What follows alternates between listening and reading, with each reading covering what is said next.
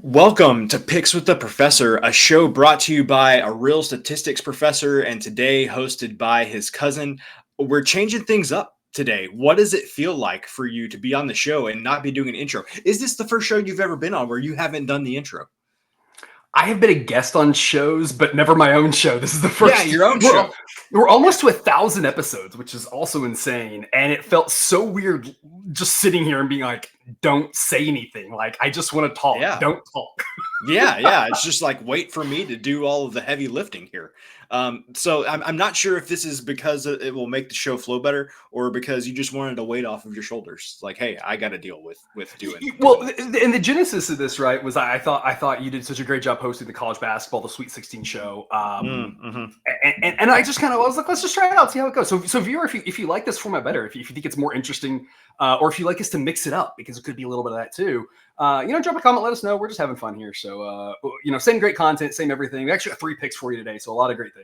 But let us know what you think. Yeah. So we're excited about the changes to give it a test run and see how it goes. I do have to say that after I said that I never feel comfortable backing the Pirates, some people in the Discord kind of gave me a hard time about that. So I am wearing my Pirates hat. I have no problem, as we say many times on this show, if the price is right, I have no problem backing the Pirates. But even with Skeens on the mound yesterday, they lost. And so I think that kind of conveyed my point. I don't feel good about it. Even when I do back them and the price is right, I just don't feel good about it. I love how you just like basically apologized and tried to make amends. And then right there, just the stab at the heart, Joey. That was really well done on your part. I mean, what can I say? I have a way with words. But we talked about this all last year. We talked about it in the Discord, right? Skeens is like insanely overpriced. The dude is amazing, but like there are other guys on that team, and that team ain't very good. Is the problem? Yeah. There's a lot of other guys, at least 24 other guys. So yeah, this is me trying to make amends to the people that were offended by how I talked about the Pirates. So we're back for our second Major League Baseball show. As the professor already alluded to, got 3 picks for you today. But I did want to ask, since we're at the beginning of baseball season here, maybe what you're most looking forward to this season, and I'll tell you what I'm looking forward to give you some time to maybe think about that a little bit. I was trying to, as the season got started, trying to think of who the favorites were in the American League. And off the top of my head, I couldn't really come up with one. And so I went and checked all of the projections just to make sure I wasn't crazy. I would guess Yankees would be on top, right? Well, yes-ish. I think they're projected like 86 wins, and there's a bunch of other teams that are like 84, 85. But I mean, where I was going with that is there are 11 AL teams projected to win between 11 AL teams projected to win between 81 and 86 games. Wow. So basically, all the AL East is clumped there together, the top 3 in the AL West and a couple of the AL Central teams there. For me, you could tell me any team in the American League makes it to the ALCS for the most part, and I would believe you. Whereas on the National League, it's like, okay, the Angels won't. Well, okay, yeah, the Angels won't, the A's won't. There's a few that we. Hey, if the A's made it, I wouldn't fall over surprised, because we'll talk about them later. But their offense isn't bad. They've got some pitchers, maybe.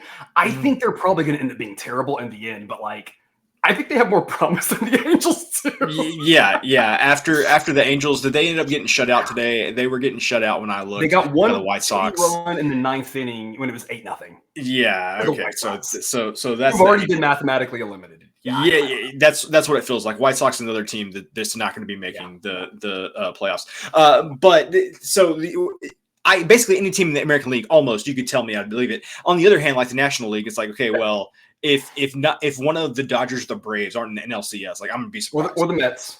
Or maybe the Mets. Got to get healthy on the starting pitching front, because they've got like a whole rotation on the IL, like the Astros have been doing the last couple years too. Yeah, exactly. So I guess that's my thing, is I'm just really excited to see what happens with the American League. Is there anything that you're really interested in or focusing on kind of here early in the season? Yeah, first off, I just have to say how grateful I am that you actually prepped me for this question before the show, so I can have time. I never do that, by the way. Viewer, for Cousin Joey to Jake, I never do that. I just like whatever I come up with, I say. and I ask, and those guys do an incredible job again of just coming up with something and sounding like competent at something. I'm literally putting them on the spot on something that they know like thousands of people might be watching at some point. Yeah. And here's the best part: I didn't actually really come up with anything. I was like, I don't really know. Like, I like baseball, but then actually you said something, and it actually gave me an answer to this. I'm looking forward to explaining the weird statistical concepts to our audience, and the reason I say that is you already brought up a great one for me to tackle. We won't go too deep in the weeds here, so it's not like a fast forward 5 minutes thing. But you made the comment. You said 11 teams are projected to win between 81 and 86 games, and this is something that's interesting for people, and they have a hard time understanding with projections. So I want to take a second here to try to convey what's really happening. Is the projections tend to revert towards a mean and be a little bit more on average. That's not to say that 11 teams will win between 81 and 86 games, because if you asked me at the end of the season how many teams win between 81 and 86 games, I would bet literally all my money that it's less than 11. There's almost no way that happens. But the projections say that, right? Or home runs, they'll do that, right? You'll project, a projection system will project everybody in the league for home runs, and the highest guy will be projected for like 44. And it's like, but if you actually do the same projections, the projected leader would have something like 56. And you're like, how does that make sense? It's like, well, because different people have the 50s and 60s every year, and then they have the 30s. And so it balances out in the simulation. So things like that are great statistical concepts that I think are good to help our viewers grow. And I'm sure we talk a lot more about these things on Discord. If anybody reads today, I felt like I sent 9,000 messages to the Discord. It was sports all day, all my observations, all the things in different sports. I was hitting up like all the different things. And I'm really looking forward to it, because baseball is a prime place for all these statistical concepts, for people to help them understand a little bit of probability and how things work and how to be a better. That's what we're all about here. Yeah. And I feel like baseball is just the perfect confluence. There's so many data points in baseball that, we talked about variability, and a lot of the other sports is there's so much randomness because you have so few data points. Whereas here in baseball, your data points are almost limitless. Which is another statistical term, or similar to one. I think limits. Is that not statistics? I guess that's kind of more like calculus, but it's all the same to me. It's all the same to me. I'm not a math person. But I love how you brought that up too, because you talk about variance, right? And that does not mean, viewer, that the day-to-day variance does not suck. Because listen to this. This is opening day. I was thinking about this because think about just opening day, that we had the Red Sox, who were tied 2-2. In the ninth inning, game could have gone either way completely. And we were on the right side of that with the Red Sox, with them getting the victory. And that was variance, right? The Giants were losing in the ninth inning. Probably should have lost that one. They came back and won. We get the win with the Giants, right? That's a lot of variability, especially you're saying if you're on the other side. But we got hit the other direction too. We had the first 4 over in Chicago. The White Sox get 3 runs in 1 inning, and the other 9 half innings have 0. That's bad variance right there. They could have gotten, there were 9 runs scored in the game, right? So any of those happen earlier, we get the push, right? You think about the Royals game, right? Getting over because of that extra inning, because the tie, right? The Tigers game, here tonight, we had the first 5 Tigers run line. Literally, we lost that with 2 outs in the bottom of the 5th. And I'm like, it's opening day. And we already had like 4 or 5 like things that if you're on the wrong side of it, you're like, man, this stuff will balance out. And it's like, I think for us, it kind of did today, but it won't every day. So the variance part sucks. The good news, as you said, though, with baseball is it does over the long, we get the long runs. We get all those data points to let it balance out. It just might take some time. yes, exactly.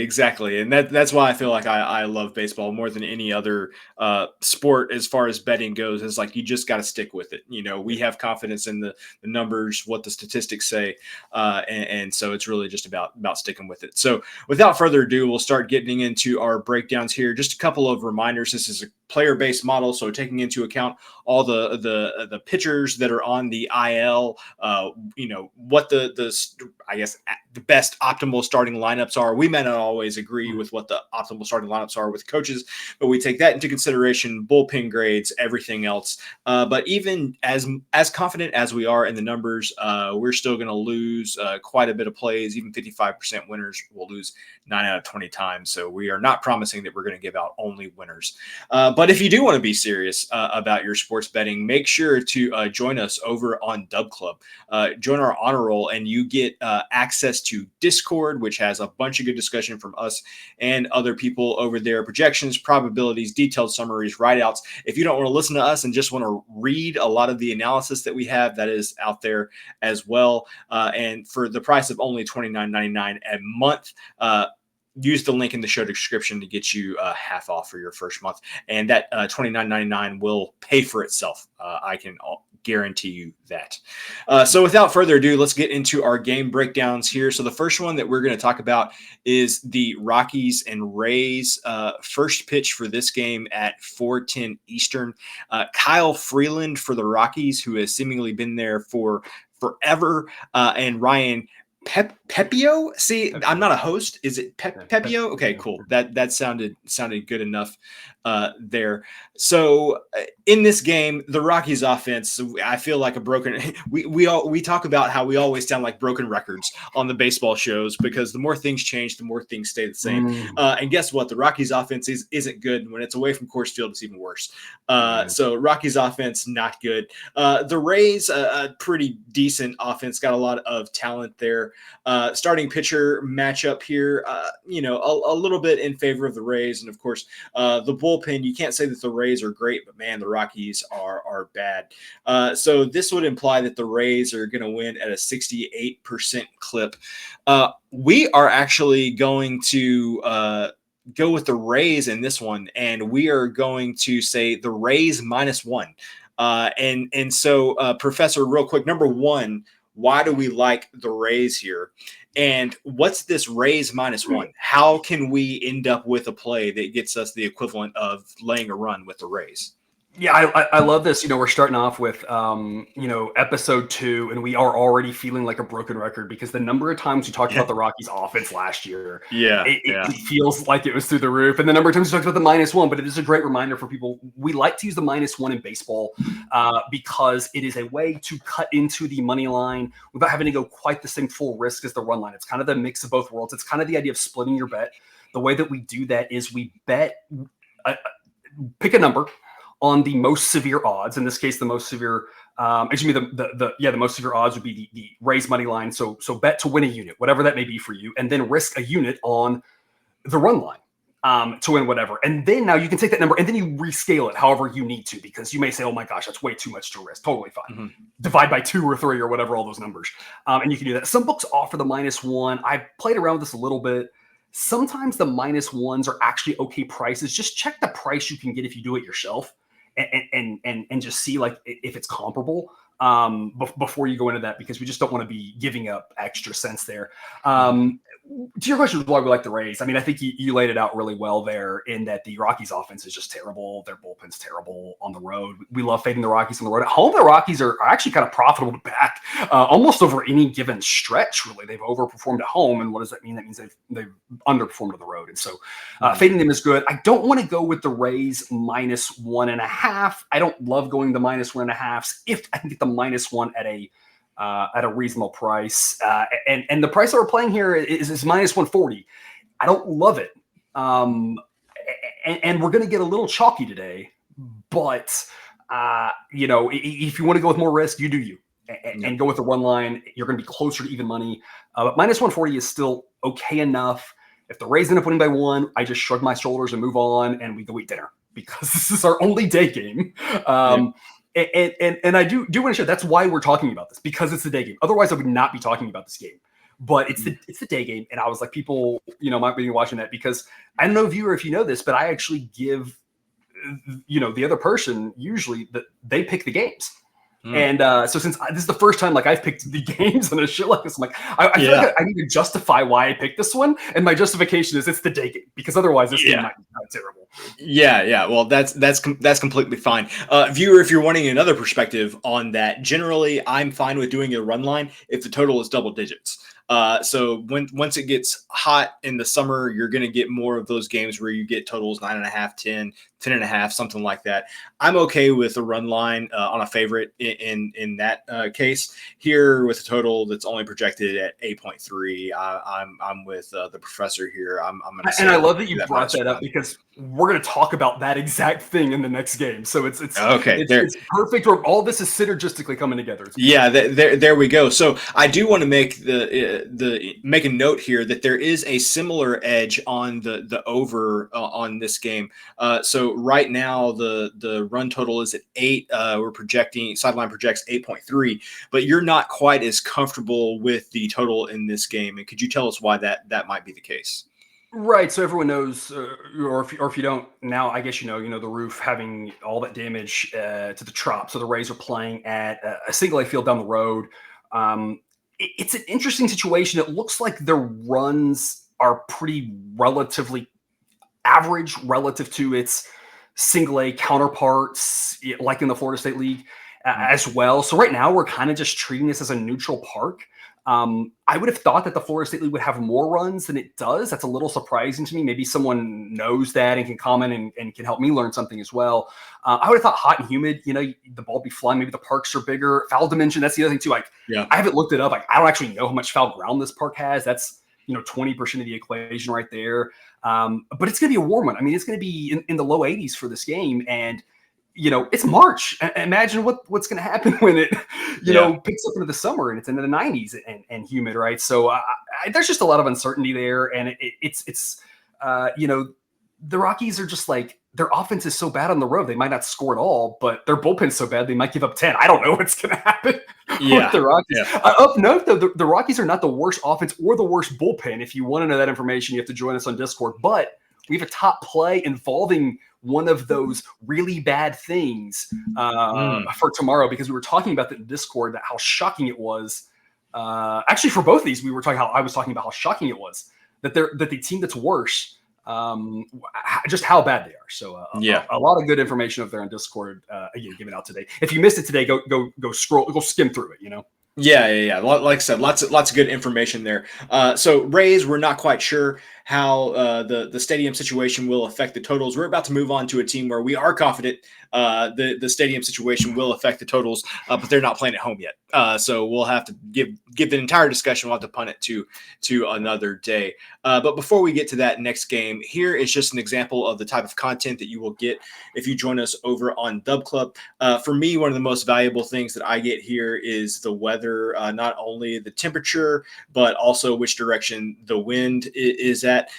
Just letting you in on a secret. One of the first things I do when I'm making plays on totals is I go through and say, what's the weather adjustment for each park? Where do we kind of have some extreme weather that might impact a total one way or the other? I'm looking at you, Wrigley Field, Kansas City, some of those places where the weather San plays, Francisco. Cincinnati, Which Seattle. is the opposite of that, right? Yeah. Wind doesn't matter at Well, all. I would say Seattle, but like it doesn't change in Seattle. Like it's just always the same in Seattle. So, although I think I've asked people in that area and they're like, no, it's not. And I think they're like offended by that. It's like I thought Londoners like just steered into that and we're just like they own that. But I don't think Seattle, or maybe again, people drop a comment if I'm wrong on that. That's just the vibe I've gotten talking to a few of the locals there. They're like, they didn't like that concept. And I'm like, I don't know. Yeah. It's to me like it's the same every day. Yeah, I mean, all stereotypes are based in at least a little bit of truth. So everybody will stereotype the Seattle weather. So again, weather, all sorts of other goodies here that you get when you join us over on Dub Club. And fun fact, I noticed a typo there, something that was off of my formulas. But good news is that in the morning I'll have that already fixed, and we'll send out an update, and everyone will get everything fixed. We take care of you. There you go. And I'm not going to go back since there was a typo. So there you go. If you want to go back here, you can rewind it and search for it. It's not going to be hard to find, I don't think. Yeah. Okay. So moving on to our next game, and first pitch on this one at 9:40 Eastern time. A's at Mariners. We've got Jeffrey Springs versus Luis Castillo. And I feel like this game is just kind of the example of what you're going to get with the Mariners all season. You're going to have solid pitching, whether it's the starter or the bullpen. That Mariners pitching staff is just really good top to bottom. If they're going to win the West this year, probably going to have to ride the pitching staff because the offense, again, looks like it's kind of going to be lagging behind the pitching there. The A's, you mentioned the offense, maybe not too bad this year. Model's high on them. Yeah, and depending on how that offense plays in the stadium situation that we just talked about, that we think we know there's going to be more runs scored in A's home games this year. So something to look at. But again, just the mismatch between pitching here makes sidelines say that this one should be heavily favored toward the Mariners, saying that the Mariners win this game 65% of the time. We are going to be on the Mariners money line here, minus 145. Honestly, I'm a little bit, and I guess I shouldn't be surprised because it's Seattle. We just talked about how, runs are at a premium there. Almost surprised that we're not playing -1 in this one, that the value is good enough on the money line for us just to play that straight up. But Professor, why are we liking the Mariners at minus 145? Yeah, so I mean, a few things, right? We already kind of alluded to it, and you talked about it there. The -1 versus the -1.5 versus the money line, because again, we're getting chalky here with favorites. We were talking about the NCAA tournament being so chalky, so I figured if I get to pick the games, let's go chalky. Longtime viewers know this is not our normal. We typically go more dogs, and we have a ton of other picks, and there's dogs out there in the picks too. There's just things. But why did I want to talk about this game? Is I wanted to talk about that specifically because you mentioned it. That park in Seattle is the most pitcher-friendly ballpark in the country. It's not even close, especially now that Oakland's gone. That's one of the two, I believe, with Citi Field that would have really competed with it. Maybe Tampa, but that's also gone. So you're talking about, realistically, the, all the pitcher-friendly ballparks being gone, but this one. Right. And what does that mean? That means that runs are going to be at a premium, which means you're more likely to win by 1. That doesn't mean I wouldn't play the -1 here. It means I definitely wouldn't play the -1.5 because night games in Seattle can be 0-0 for a long time. Yeah.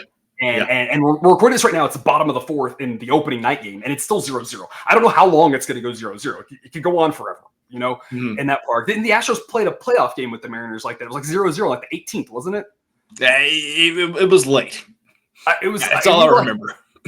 We had a starter come in relief and throw a complete game. I think threw 7 innings, not a complete game, but a full.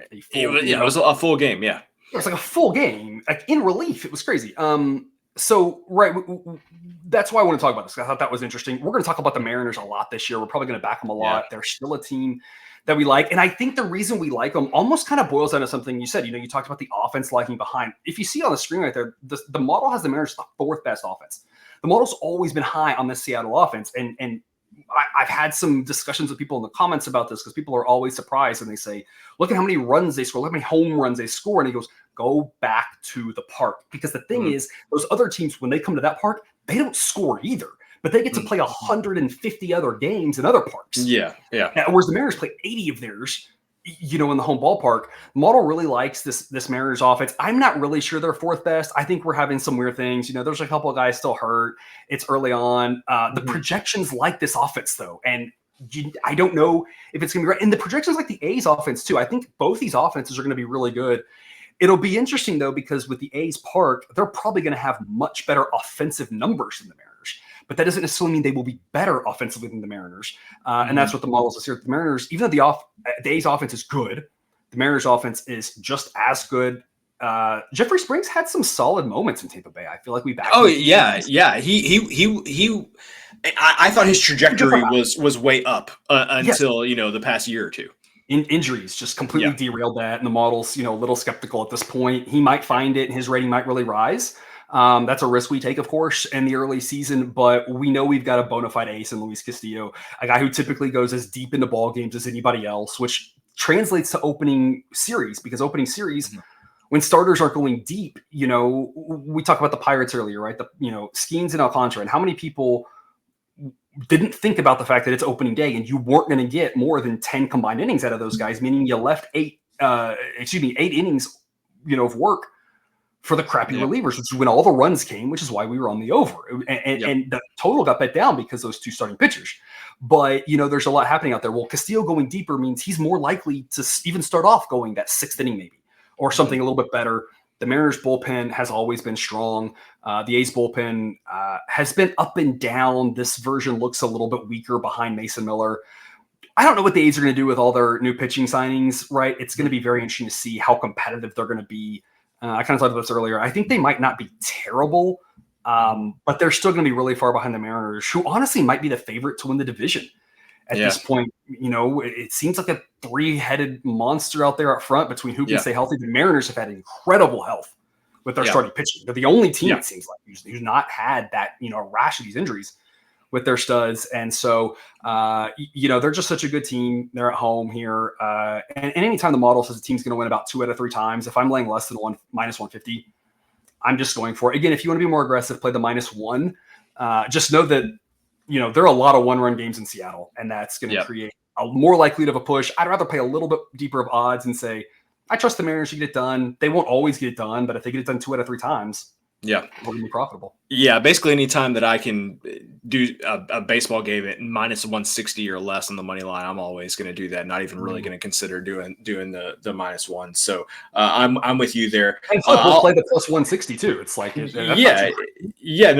not too crazy at all. I'll wrap up this game by saying if both of these teams end up having top 10 offenses, we're going to be backing the Mariners so much, and we're going to be all over the A's overs at home. Yes. That's my prediction. If both of these teams have offenses near the top 10, and you're 100% right, because this is a normal night in Seattle weather-wise. It should be a very low-scoring game, and the model projecting 7.2 in that park tells you just how good this actually might be. This feels like in the past a game that would have been like 6.8. Or something like that, or even a 6.1, and you're like, do I go under 6.5? I hate going under 6.5. But the model says 6. Like, it would be one of those games probably in the past. And these offenses now, it's 7's a lot more likely than it used to be. Yep. I agree with you. Going to be interesting. I'll be interested to see how this one plays out. So the last pick that we've got for you on today's show, we're going out to Los Angeles, where the Tigers are facing off against the Dodgers. The Dodgers already beat the Tigers. Today we're recording this on Thursday. We're going to be talking about the game on Friday. First pitch at 10:10 p.m. Eastern. Jack Flaherty finding his way back to Detroit against Yoshinobu Yamamoto, who pitched really good in his lone start over in Japan. I don't have much of a setup for this one other than the Dodgers feel inevitable and they haven't lost yet, so I assume they're going to win this one again, right? I mean, why not, right? It's funny. I actually tweeted about this. Like, we back the Dodgers like 4 times a year, the Yankees like 4 times a year, right? And this is one of those times. And so I wanted to talk about this game because I'm like, hey, I want there to be record that we bet on the Dodgers at some point, because we're not going to do it a lot, because it's going to be terrible setups. Look at this. The model has them as the number 1 offense. Everyone knows of the number 1 offense. And so at some point, it becomes a runaway train with these prices, it seems like. And Flaherty's good, obviously, and we were on the Tigers first 5, even though we were, again, 1 out short of that here on the first night. But, this is such a Dodgers edge with regards to the market that I cannot pass it up, even though I know the Dodgers are typically overpriced. I think the reason why it's such a good deal, and again, you're talking about the current money line price is still in the upper 1s, but the model says it should be minus 235. I think the difference is coming in the fact that the market probably thinks these pitchers are flipped with regards to their ratings. Probably that Flaherty's more like top 10, borderline top 10. He looked like it at times last year. Versus Yamamoto, who might be a little bit lower down, but I'm not really sure that's true. I know Flaherty had a great year last year, but we are expecting a little bit of a bounce back from that. And Yamamoto, I think the big edge that he has, and I kind of think the model picked up on this a little bit and is boosting his rating for it. The fact that he's already pitched a game really helps. And not only that, he pitched well. Having that under his belt can do nothing but help him go longer, be more effective. All those first games, you just never really know. Sometimes starters look great, for the Astros today. Framber Valdez looked great. But there were a lot of aces today, or, guys that went today who ended up giving up, a handful of runs, more than we would have thought, right? Barrios was one of those. I'm not sure I'm really high on him, but he gave up a ton of runs.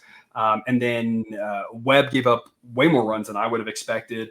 And then, of course, both pitchers in the Braves-Padres game give up more than I expected. And Pablo Lopez is another one. So you're talking, and Skubal giving up 4, even though the Dodgers. You're talking about a bunch of starters who given up 3-4 runs in 4 or 5 innings that usually are like, 6-7 innings and only a run or 2. And so, just having that first start out of the way for Yamamoto, I think really helps a lot. So because of that being flipped, I think the model's finding value on the Dodgers. I'm going to trust the model and say the model never backs the Dodgers. And so this is a great opportunity to do it. You can lay the minus 194. The projected total here is a little bit lower, so you do run into a push possibility. Once it gets towards minus 200, I personally don't do it. But again, you do you. And the Dodgers offense is so good, you can play the run line. The Dodgers last year, I believe, started the season on the run line approximately 95-0. It was insane. Like every game that they won by more than one. Basically, it wasn't that they didn't ever lose. It's just they never won by one. But then that kind of started to change, which makes sense because that's not really realistic. It should be about the same proportion of everything else. They're good, and so they should win by more than one more often, but not like they were. They already won by 1 here tonight. So here on Thursday, and it's in a similar setup with 2 good pitchers on the first night and 2 good pitchers tonight. The same thing could happen. It could be 3-2, 5-4. I'm really the minus 143 is the price. So at least all 3 prices we have are less than minus 150. If we go 2 out of 3, we're going to be looking good. Yep. And so for the record there, our pick there is the Dodgers -1 at approximately minus 143. You mentioned that we're not going to be backing the Dodgers very often. I have to imagine when we are, it's going to be on the run line. You're probably this might be the only time we get a -1 too, because a lot of it's going to be on the run line where we just say their offense is so good, we're just going to hope that they score 8. Yeah. To my comments earlier in the show, maybe there'll be a series against the Braves sometimes where we might be able to just back the Dodgers on the money line, but I don't feel like that's going to be very often. So there are the 3 picks that we've got for you on this show. But just a reminder, if you want even more picks, I can tell you, I can't even count it up. We got 4, 5, 6, 7, 8, 9, 10 picks for our Dub Club members going out for tomorrow's games.